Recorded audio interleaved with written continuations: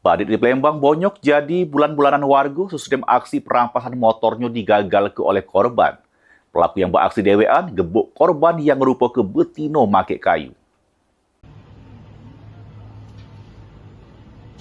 Rekaman kamera pengawas ini selik ke detik-detik aksi perampasan motor di parkiran minimarket kawasan Sukamaju, Sako, Palembang.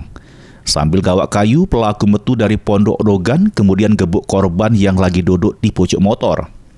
Korban berusaha nyelamat ke motornya serta terjadi tarik-tarian sehingga tercampak dari motor. Korban yang berjerit memancing amarah warga untuk ngeboi pelaku.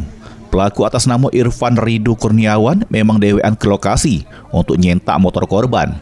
Namun apesnya korban ngelaku keperlawanan sehingga pelaku ketangkep warga serta bonyok di amuk masa. Kapolsek Sako Kompol Makmun Nartawinata nyebut pihaknya meluncur ke lokasi sesudah pihaknya dapat laporan dari warga. Kemudian ngaman ke pelaku dari amukan warga yang kesal dengan aksi pelaku.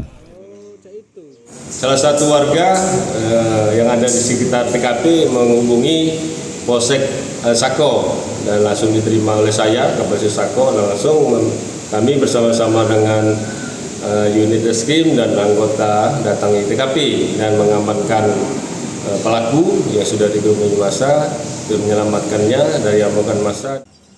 Tersangka dijeblos ke sel tahanan Polsek Sako untuk mempertanggungjawab ke perbuatannya.